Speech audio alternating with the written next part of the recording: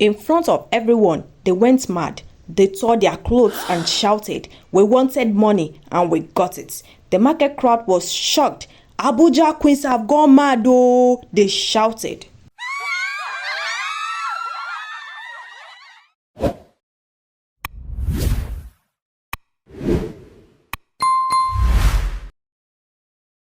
In the shining city of Abuja, 3 women, Cynthia, Ngozi, and Bisola, were super rich and famous. They were best friends from their university days. Cynthia owned Glamour Haven, a big salon where rich people got their hair done. Ngozi ran Threads of Royalty, a fashion shop that made clothes for Nigeria's big celebrities. Bisola had Sky Ventures, a company doing real estate, events, and importing fancy stuff. Young girls envied them. They gave out cash, cars, and scholarships on social media, and everyone called them the Abuja Queens. Years ago, Cynthia, Ngozi, and Bisola were students at the University of Abuja. They were poor but dreamed of big things. They were pretty, so they went out with men who gave them small money like 5,000 naira or a new dress, but it wasn't enough to change their lives. One hot evening, their friend Ify came to their hostel. "You guys are wasting your beauty," she said. "There's a woman called Madam Cash in Wuse. She connects girls to rich men, politicians, businessmen. You will make serious money." They were curious and went to Madam Cash's big house in Maitama. Madam Cash was scary, covered in gold jewelry. "You are pretty," she said, "but beauty isn't enough. Work for me and I will give you rich clients. You keep 20% of the money, I take 80%. If you disobey, you are finished." They agreed because they were desperate. Madam Cash sent them to meet governors, senators, and oil barons. They made good money, but Madam Cash took most of it. They hated her for that. The work was also risky. Late-night trips to strange hotels, rude men, and fear of getting caught. One night, Madam Cash sent them to a lodge far from Abuja. When they arrived, the men weren't politicians. They were young guys with fake accents and creepy smiles. "Yahoo boys," Ngozi whispered. "They are bad markets." The men gave them drinks, but Cynthia saw one slip something into her glass. "We need to run," she whispered. Bisola, the bravest, faked a stomach ache. "I need the bathroom," she groaned. When she got inside, she texted her friends, "These guys want to harm us. Get out now." Ngozi flirted with the men to keep them busy. Cynthia and Bisola snuck out a back door and climbed down a rusty ladder. They ran into the bush, thorns cutting their legs. The men realized they were gone and chased them, shouting. The girls were terrified but kept running. They reached the dirt road and waved down a motorcycle driver. "Please help us," Cynthia begged. The driver, seeing their fear, took them to safety. Back at their hostel, they cried and talked. "Those guys wanted to use us for rituals," Ngozi said. "Madam Cash sent us to them. She doesn't care if we die."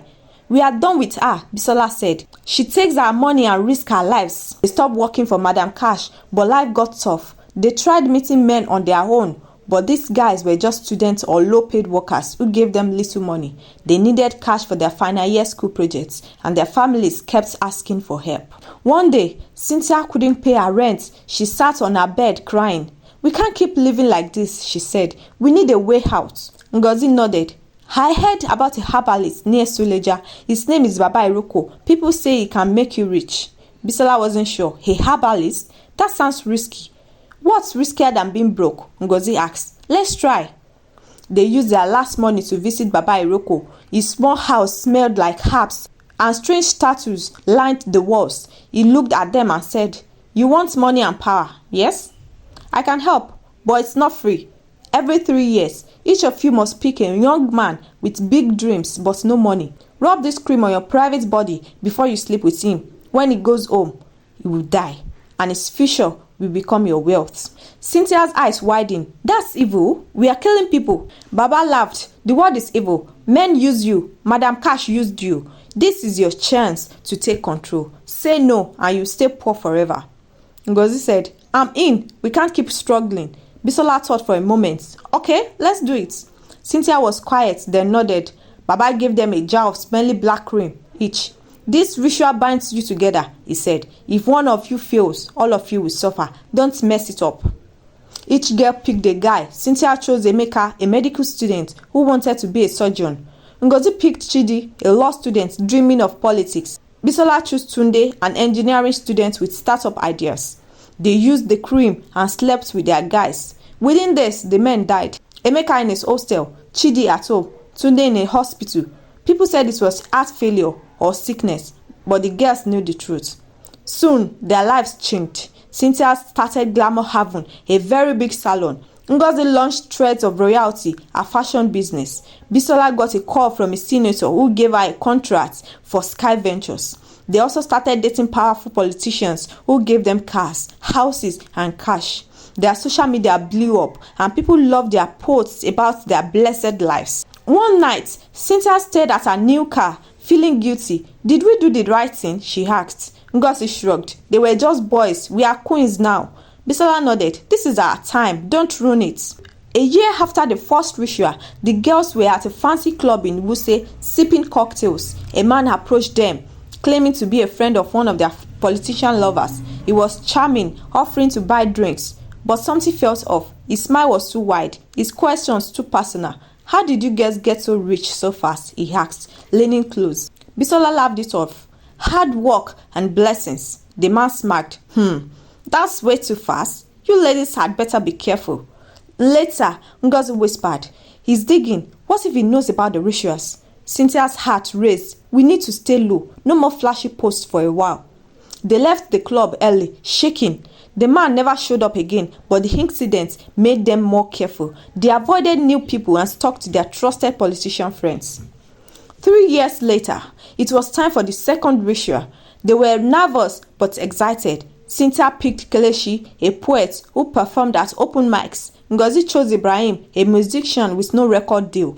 Bisola went for Shegun, a tech guy with big app ideas but no money. Each girl used the cream and the men died soon after. The results were huge. Cynthia opened more salons across Abuja. Ngozi's fashion house dressed Nollywood stars. Bisola's company bought land and planned a luxury estate. Their politician boyfriends took them to Dubai and London, and their social media followers praised them. They gave out money and iPhones, and young girls begged to work for them. But the guilt grew. One night, Cynthia got drunk and cried. We killed 6 guys now, she said. What if someone finds out? Ngozi snapped. Nobody will find out. Stop acting weak. Bisola was calm. We are not hurting important people. These boys would have stayed poor anyway. One afternoon, the girls were at Cynthia's salon, planning a big giveaway. A strange woman walked in, old and dressed in traditional clothes. She stared at them and said, the spirits see what you do. Their blood cries out. Stop before it's too late. Bisola laughed. Who's this mad woman? Get out. The woman shook her head. You will beg for mercy soon. She left and the girls brushed it off. But Cynthia couldn't sleep that night, haunted by the woman's words. 9 years later, the third ritual came. Cynthia and Ngozi found their guys easily. A broke artist named Victor and a jobless graduate named Musa. They invited them to a fancy hotel in Gaki, but Bisola's guy, a tech bro named Dayo, didn't show up. He texted her, sorry, I'm not feeling it. Good luck. Bisola was furious. He's wasting my time. The ritual has to happen tonight or we are all in trouble. Ngozi's hand shook. Baba said if one of us fails, we all suffer. Bisola, fix this. I'll find someone. Bisola said, let's go. They told Victor and Musa to wait at the hotel, saying they were going to buy them gifts. The girls got into Bisola's Range Rover and drove around Abuja. Looking for a guy, the city was alive. Clubs blasting music. Hawkers selling suya. Cars honking. They saw a man in a nice shirt and Bisola approached him. Hey, want to have some fun? She asked. He waved her off. I'm late for church. Leave me alone. Bisola cursed under her breath. Time was running out. They drove to Wuse and saw a young man by the road, looking lost. His clothes were dusty and his face was sad. Bisola stopped the car. Hey, you okay? She asked. The man's name was Oguntola. I came from Iseyin to visit my aunts, he said. But I entered a one-chance bus. They took my phone, my ATM card, everything. I'm stranded. Cynthia felt bad for him. Maybe we should just give him money, she whispered. Bisola shot her a look. We need him. Be quiet. She smiled at Oguntola. Don't worry, we'll help you. Come with us. We'll get you a hotel room tonight and tomorrow we'll give you money to find your hands. Oguntola smiled. Thank you so much. God bless you. He got in the car.